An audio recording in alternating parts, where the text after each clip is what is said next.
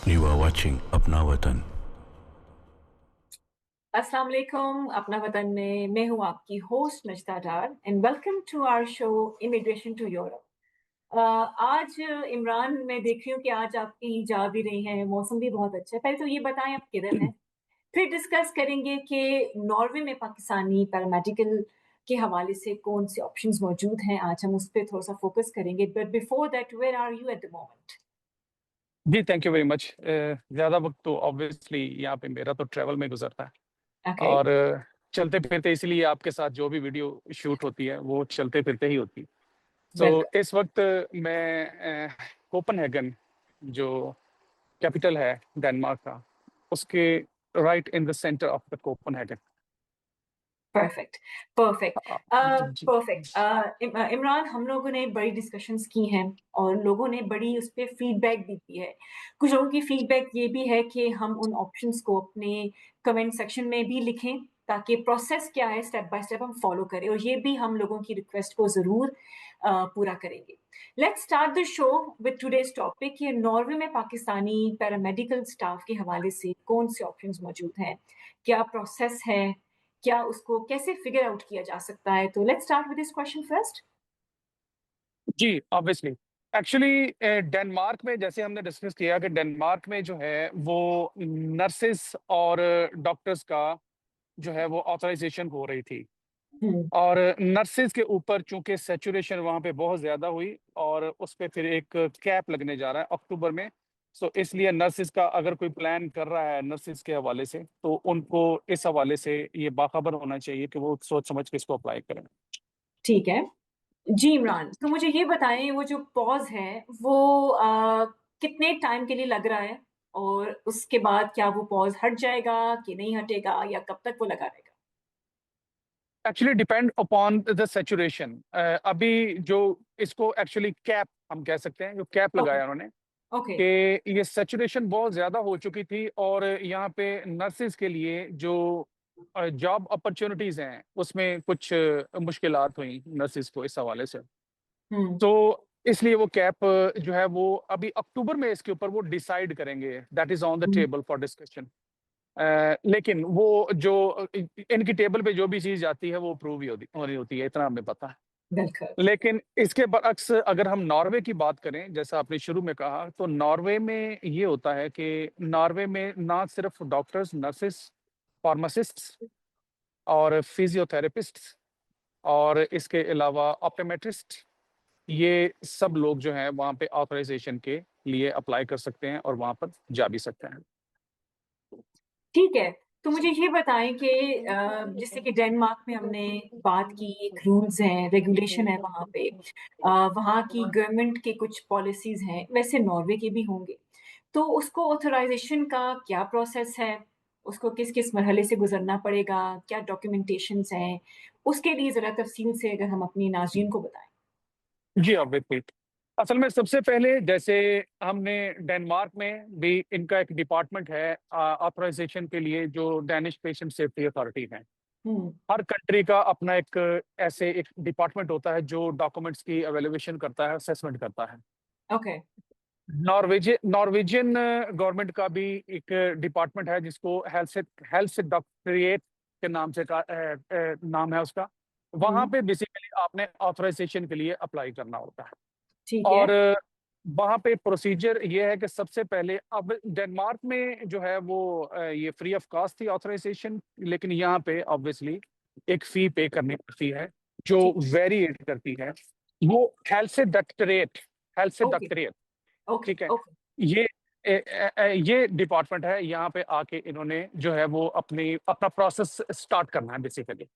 To begin with the process they have to first start authorisation. और authorisation में अब यहाँ पे प्रॉब्लम ये हुआ है कि जैसे हमने शुरू में बात की थी हम्म। कि पाकिस्तान में एजेंट्स हैं, जो कंसल्टेंट्स हैं, जो फेक डॉक्यूमेंट्स बनाते हैं, बिल्कुल। ये हमें ये नॉर्वे में ये चीज़ देखने को मिली। ओ। नॉर्वे में ये हुआ कि पाकिस्तान की तरफ से, सिर्फ और सिर्फ पाकिस्तानियों की तरफ से, मोर देन 10,000 फेक डॉक्यूमेंट्स जमा करवाए गए ऑथराइजेशन के लिए फ्रॉम द एजेंट्स। और उसमें अब इन्होंने बाकी कंट्रीज के लिए तो कुछ नहीं किया, लेकिन पाकिस्तानियों के लिए इमरान इन्होंने इमरान मुझे ये बताएं कि उन फेक डॉक्यूमेंटेशंस के उनमें क्या क्या डॉक्यूमेंट्स थे, ताकि जो नाजरीन सुन रहे हैं और किसी एजेंट के अगर खुदा ना खासा हत्ते हैं, तो ये वो सुन के समझ जाएं कि ये भाई दो नंबरी है। जी बिल्कुल। उसमें फेक डॉक्यूमेंट्स के हवाले से फॉर एग्जांपल अगर किसी ने फिजियोथेरेपिस्ट या फार्मेसी डी फॉर्म या हम्म। बी फॉर्म की सर्टिफिकेट्स जो सबमिट करवाए थे, ट्रांसक्रिप्ट्स जो जमा करवाई थी, हम्म। बेसिकली वही फेक थी। ओह। वही फेक थी। और उस पे अब इन्होंने किया ये है कि इन्होंने डाटा फ्लो ग्रुप के नाम से एक कॉन्ट्रैक्ट किया है। डाटा फ्लो ग्रुप अब पाकिस्तानियों के डॉक्यूमेंट्स को वेरीफाई करेगा ओके।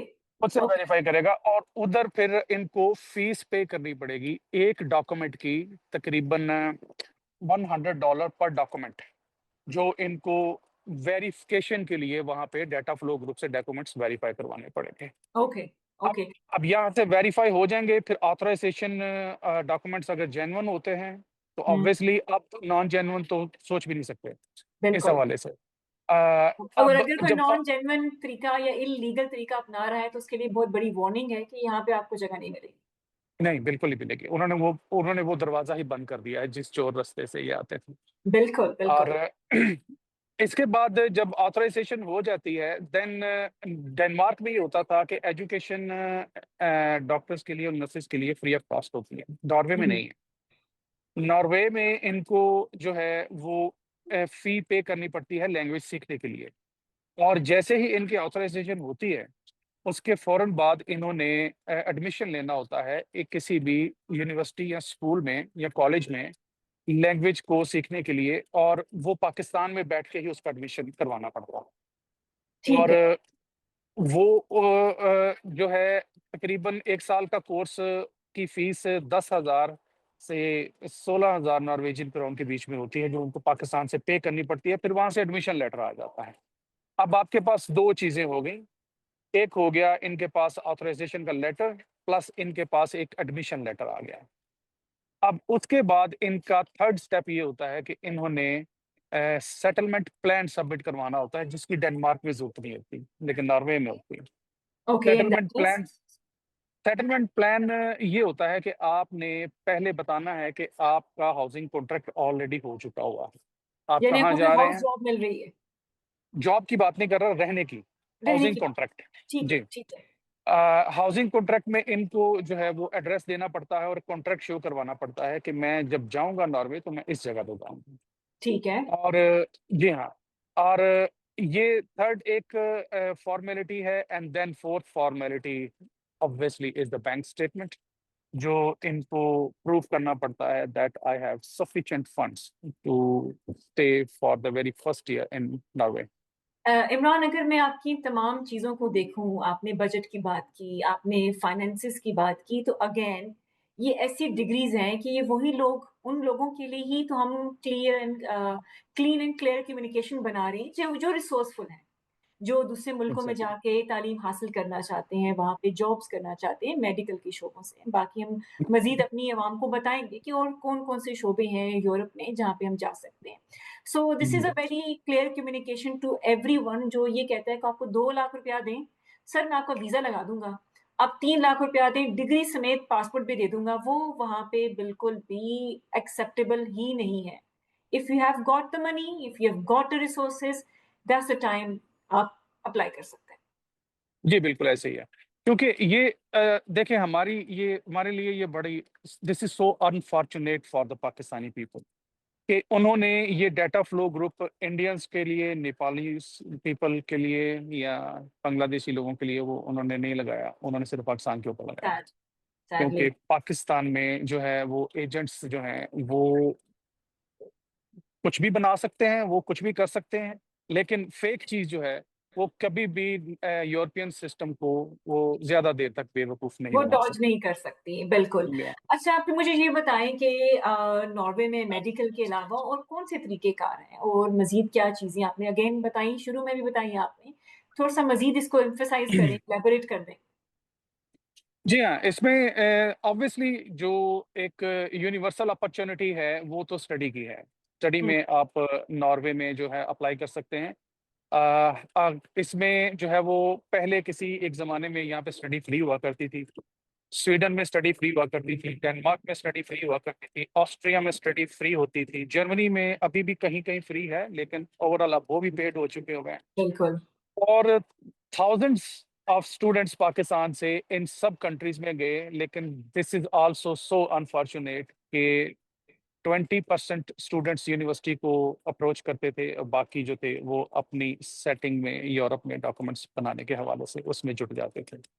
हम्म, तो अब इन्होंने जो है वो स्टडी पहले स्वीडन ने फ्री स्टडी खत्म की, फिर उसके बाद फिनलैंड ने खत्म की, फिर नॉर्वे ने भी खत्म कर दी, जर्मनी भी खत्म कर चुका है, ऑस्ट्रिया भी खत्म कर चुका है। अब फी जस्ट पे बिकॉज करनी पड़ती है। पाकिस्तान ने इतना इलीगल मवाद इकट्ठा कर लिया है, 2 नंबरी इकट्ठी कर ली है, बाहर जाने का हर बच्चे को शौक है, हर इंसान को शौक है, but again the options are not fine, the options are absolutely wrong, the reason why we have been banned in multiple countries in Europe and Asia, exactly, even in exactly, Asia. Exactly. So we are not banned in such a way. असल में हम थोड़ा सा restrict कर दिया गया है, restriction, हमें बिल्कुल थोड़ा बिल्कुल। सा रिस्ट्रिक्शंस लग गई है। लेकिन जो जेन्युइन लोग हैं, जो सीरियस लोग हैं, वो ऑब्वियसली उनके लिए अब भी उतनी ही आसानियां हैं जितनी पहली होती थी। हाँ, कुछ फॉर्मेलिटीज ऐड हो गई है। हम्म, हम्म, और अब उनके चांसेस भी इसलिए ज्यादा हैं कि अब रश में जो है वो उनका ही सर ऊंचा दिखाई देगा, जो कि बिल्कुल क्लियर। बिल्कुल। सो इस हवाले से नॉर्वे में स्टडी में जो है वो आया जा सकता है। हर किस्म के कोर्सेज अवेलेबल हैं, हर किस्म के प्रोग्राम्स अवेलेबल हैं, मास्टर्स के, बैचलर्स के, शॉर्ट कोर्सेज, डिप्लोमास। अगर आप फॉर एग्जांपल बेशुमार पब्लिक यूनिवर्सिटीज़ हैं नॉर्वे में, तो हम्म, किसी भी यूनिवर्सिटी में, फॉर एग्जांपल हम यूनिवर्सिटी ऑफ ओस्लो में भी अगर कोई स्टूडेंट जो फ्रेश ग्रेजुएट है हम्म, या उसको ग्रेजुएशन को किए हुए 4 साल से ज्यादा का अरसा नहीं हुआ, उसके लिए हम्म, बेस्ट अपॉर्चुनिटी है कि वो यूनिवर्सिटी ऑफ ओस्लो में कोई अपनी प्रीवियस एजुकेशन के रेलिवेंट कोई कोर्स चूज कर सकता है, एंड देन उसको फीस पे करनी पड़ती है। ऑब्वियसली नॉर्वे का तरीकाकार ये होता है कि पाकिस्तान में बैंक स्टेटमेंट चली जाती है, कुछ कंट्री की नॉर्वे के वीजा के लिए आपको नॉर्वे के अंदर ही बैंक अकाउंट खुलवाना पड़ता है, वहीं पे अमाउंट ट्रांसफर करने का। मुझे एक चीज बताएं कि अगेन हमारी जिस तरह पाकिस्तान में बहुत अच्छी और बहुत यूनिवर्सिटीज अच्छी हैं, यहाँ लम्स देख लें, कनेट कॉलेज देख लें, ऐसी यूनिवर्सिटीज हैं जहाँ पे हर बंदा जाना चाहता है पढ़ने के लिए, हर बच्चे की ख्वाहिश होती है। तो हमें पता होता है कि हमारी जो मंथली फीस है वो इस स्केल के ऊपर आती है। नॉर्वे में क्या है, क्या मिनिमम और मैक्सिमम जो फीस है किसी भी अच्छी यूनिवर्सिटी की, वो क्या रेंज रखती है? असल में डिपेंड करता है कि आपका प्रोग्राम कौन सा है। फॉर एग्जांपल टेक्निकल एजुकेशन में ऑब्वियसली फीस ज्यादा होती है। 70 to 80 थाउजेंड नॉर्वेजियन क्राउन जो है वो 1 साल की फीस होती है, ओके। जो कि टू सेमेस्टर में पे कर सकते हैं। लेकिन मिनिमम यहाँ पे जो फीस है फिर भी 40 to 46 थाउजेंड नॉर्वेजियन क्राउन आपको वो पे करनी पड़ती है, डिपेंड कि आप कोर्स कौन सा चूज कर रहे हैं। For okay. Example Scandinavian studies and Swedish law, ये भी एक कोर्स है जिसके 30 क्रेडिट पॉइंट्स होते हैं। तो 30 क्रेडिट पॉइंट्स पे आप वीजा अप्लाई कर सकते हैं, और 30 क्रेडिट पॉइंट्स बेसिकली 6 मंथ्स का एक प्रोग्राम होता है।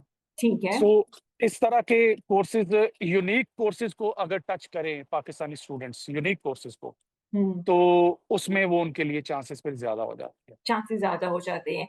ठीक है, हम लोग स्टडी के ऊपर मजीद डिफरेंट कंट्रीज हों जो यूरोप में, हम उस पर बात जरूर करेंगे। अच्छा इमरान, ये बताएं कि वर्क परमिट के हवाले से ऐसी कौन सी जॉब्स हैं जिनके लिए अप्लाई हम कर सकते हैं, अप्लाई करना चाहिए? अगर मेरे पास वो डिग्री है और relevant to that degree if there is a job, वो जॉब्स कौन सी हैं, और उसका अगेन वो प्रोसेस आप बताएं तो that be very very good. जी, उसमें ऑब्वियसली जॉब सर्च, इनके इनका कोई एक पोर्टफोलियो नहीं है कि आप वहां पे जाएं, वहां पे जॉब्स लगी हुई हैं। हम्म, जॉब जो है वो आपको एक्सप्लोर करनी पड़ती है, या कुछ लोग होते हैं जो यहाँ पे बिजनेस करते हैं, उनके पास जॉब्स होती हैं, लेकिन हम कहते हैं उनको अवॉइड किया जाए। बेहतर यही ओके। है कि आप खुद से जॉब्स को है वो सर्च करें। और उसको और अवॉइड करने का एक छोटा सा रीजन बता सकते हैं? क्या पता कोई उसमें ऐसा हो जो वहां पर फंसा हो उस चीज को लेकर। जी हाँ, तो काफी हैवी अमाउंट्स जो है वो डिमांड करते हैं। किसी भी ओके। एक जॉब कॉन्ट्रैक्ट, सिर्फ एक जॉब कॉन्ट्रैक्ट को वो बेचने के लिए, तो बेचते ओके। हैं बेसिकली जॉब कॉन्ट्रैक्ट। तो ओके। ये एक तरह का बिजनेस एजेंट्स तो पाकिस्तान में तो है ही हैं, यहाँ पे भी, यूरोप में भी पाए जाते हैं। तो जॉब सर्च की जा सकती है। फॉर एग्जांपल आईटी की डिपार्टमेंट में यहाँ पे बहुत सी जॉब्स हैं, आईटी की किसी भी फील्ड को आप ले लें। इनफैक्ट आईटी सपोर्ट की बहुत ज्यादा जॉब्स हैं यहाँ पे। जी। डेनमार्क में भी हैं, नॉर्वे में भी हैं। आईटी सपोर्ट की जॉब्स को अगर सर्च किया जाए, इसमें अप्लाई किया जाए, और अगर आपका अच्छा एक्सपीरियंस है पाकिस्तान में, हम्म। फ्रेशली ग्रेजुएट अगर नहीं है, एक्सपीरियंस अगर नहीं है, तो कोशिश नहीं करनी चाहिए आईटी की फील्ड में। जो ये हमारा एक्सपीरियंस है, तो हमको सक्सेस नहीं होती इसमें। मगर ये लेकिन बात इसके बहुत अलावा अच्छी आपने इमरान, सॉरी मैं आपको इंटरप्ट करूंगी, इसकी आपने बड़ी अच्छी बात की कि पाकिस्तान में आईटी का इतना रुझान नहीं है। अगेन डिग्रीज वो यूनिवर्सिटीज कराती हैं, बट जॉब्स जो हैं वो बहुत लिमिटेड सी आती हैं। अगर आती भी तो है, आपकी जैसी आपने बात की कि वो फिर बहुत हाईली एक्सपीरियंस बंदों को रखते हैं और फिर वो फॉरेन एक्सपीरियंस को ज्यादा प्रायोरिटी देते हैं। तो आई थिंक Yeah, जो लोग आईटी से रिलेटेड हैं और आईटी और टेक्नोलॉजी में इन्वेस्ट करना चाहते हैं बाय देयर एक्सपीरियंस, तो वो जरूर इस चीज को देखें और उसके ऊपर अमल भी करें। ऑब्वियसली। और इसके अलावा अगर आप बहुत ज़्यादा पढ़े लिखे नहीं हैं पाकिस्तान में, जो अप्लाई करना चाह रहे हैं, तो अनस्किल्ड लेबर भी यहाँ पे वो अप्लाई कर सकते हैं।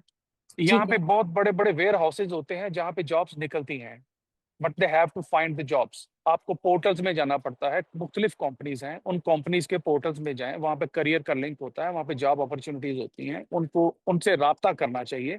राब्ता करने से अगर एक एक दो प्लेसेस से आपको नेगेटिव रिप्लाई मिलता है, देन इसमें जो है ना वो डिसहार्ट होने की जरूरत नहीं है, आप कीप ऑन अप्लाइंग। तो यस। इसमें आपको किसी एक पॉइंट पे कंसिडर कर लिया जाता है, और देन ऑफ कोर्स अगर आपको एक आपने दफा वर्क परमिट मिल जाए तो वीजा लग जाता है। बिल्कुल वीजा लग जाता है। आपने स्किल्ड लेबर की बात की। अनफॉर्चुनेटली हमारे स्किल्ड लेबर यूजली वही लोग होते हैं जो ज्यादा एजुकेटेड नहीं होते। अब उन तक हम्म। रसाई टेक की नहीं होती, सिस्टम की नहीं होती, इंटरनेट की नहीं होती। अगर होती भी है तो फिर वो कहते हैं चलो कहीं ना कहीं से कोई दुकान बेच देंगे, साइकिल बेच देंगे, माँ बाप का कुछ जमा पूंजी बेच देंगे, जेवर बेच देंगे, एजेंट को हायर कर लेंगे। अब प्रॉब्लम ये है कि हमारा सिस्टम ऐसा है, और अगेन अगर सिस्टम से कोई ताल्लुक बंदा जो रखता है, जो हमें देख रहा है पाकिस्तान के सिस्टम एजुकेशन को और इस चीज़ों को, ज़रा हमें लॉज को लोगों को बताना चाहिए। क्योंकि यूरोप में बैठा हुआ बंदा it just a click away, वो डालेगा, वो पूछेगा, हेल्पलाइन पे फोन करेगा, and there you go. Pakistan में वो नहीं। तो ऐसे कौन से स्किल्ड वीजाज हैं इमरान जिसके लिए हम अप्लाई कर सकते हैं, और कौन सा शोबा है जहाँ पे स्किल्ड लेबर जो है जिसकी जरूरत ज्यादा पड़ती है? देखिए यहाँ पे जैसे फॉर एग्जांपल इलेक्ट्रिशियंस हैं, हम्म। स्किल्ड की बात कर रहा हूँ, जो कि टेक्निकल हैंड जिसको हम क्या बोलते हैं। वैसे तो हम एक आईटी प्रोफेशनल को भी स्किल्ड ही बोलते हैं, बिल्कुल। लेकिन हम दूसरी स्किल की बात कर रहे हैं कि जो टेक्निकली स्ट्रांग होते हैं, जैसे इलेक्ट्रिशियन हैं, और प्लम्बर हैं, या कारपेंटर हैं इवन। और एग्जैक्टली। और जो ट्रक ड्राइवर हैं, जो बड़े ट्राला उसको बोलते हैं हाँ, पाकिस्तान में, जो या क्या बोलते लॉजिस्टिक हैं। को जो जी लॉजिस्टिक को एग्जैक्टली। हैंडल कर सकते हैं। जी बिल्कुल बिल्कुल। वो यहाँ से भी, और ज्यादा बेसिकली वो कंसीडर करते हैं जो लोग गल्फ में होते हैं और उनके पास वहाँ का लाइसेंस होता है, पाकिस्तानी भी हो चाहे। लेकिन अगर वो गल्फ में जॉब कर रहे हैं, तो उनके लिए ये बड़ा अच्छा मौका है कि वो आजकल यहाँ पे ट्रक ड्राइवर्स की jobs all over the Europe निकली हुई हैं। जैसे हम लिथुआनिया की बात करते हैं, या लैटविया की बात करते हैं, जर्मनी इवन, और डेनमार्क में भी है, और इसके अलावा नॉर्वे में भी तो ऑब्वियसली है ही। तो इनको यहाँ पे अप्रोच करके ट्रक ड्राइवर्स को, जो कि पाकिस्तानी हैं लेकिन वहाँ पे हैं, गल्फ में किसी जगह पे रहते हैं, पाकिस्तान में रहते हुए भी अप्लाई कर सकते हैं, गल्फ लेकिन का एक ऑब्वियसली मार्जिन होगा कि वहाँ पे एक्सपीरियंस है, इंटरनेशनल कंपनीज हैं, एक्सपोजर डिफरेंट है, तो ऑब्वियसली अगर आप पाकिस्तान से बाहर हैं तो आप इंटरनेशनल ही आपको कहा जाता है। असल में वहाँ का जो लाइसेंस है ना, वो मैटर करता है। कि ओके। वो देखते हैं कि गल्फ लाइसेंस है, और ये उस अगर आपके पास गल्फ का लाइसेंस है, तो you can drive in Europe. अगर ओके, आपके यानी पास कि कतर इतना का या एक्सेप्टेबल दुबई है, का, यानी कि गल्फ इतना का एक्सेप्टेबल लाइसेंस है। इतना एक्सेप्टेबल है, इतना नहीं, सुपीरियर है कि वो पाकिस्तान को भी मात देता है। Again unfortunate but bitter sweet reality of the world and नहीं। How it goes.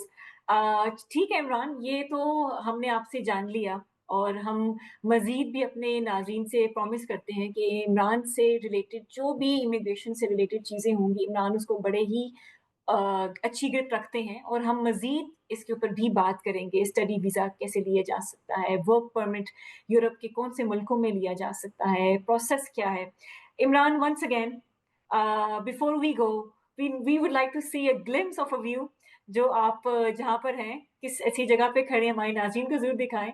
लोग बड़ा एन्जॉय करते हैं इसको भी और बड़ी हमें कहते हैं कि जहाँ इमरान जाते हैं वो दिखाया करें ज़रूर। सो जी, जी, ज़रूर।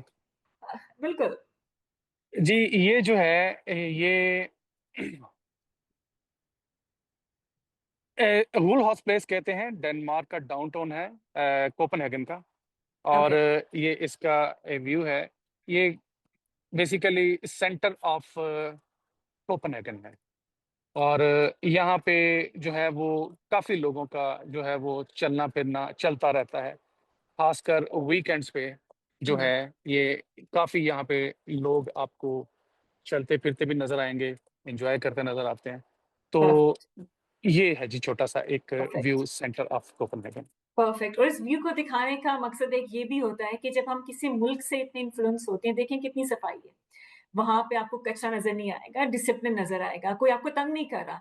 अगर ये आपने किसी Pakistan, again I am sorry, I it's a harsh reality, अगर अभी वी लोग पाकिस्तान में बना रहे थे कि हम मीडिया से ताल्लुक रखते हैं, हम कब रिपोर्टिंग के लिए जा रहे होते हैं, तो लोग पीछे-पीछे कैमरे पे आके वेव करते हैं, फ़ोन निकाल के पिक्चर्स खींचते हैं, तो nobody has disturbed you throughout the interview.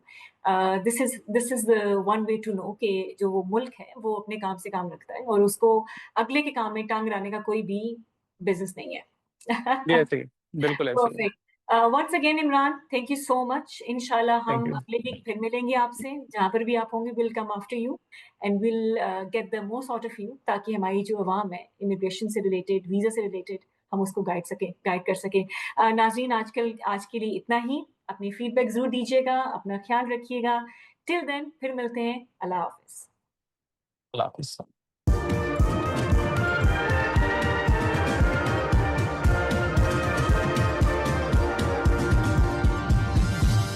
You are watching Apna Watan.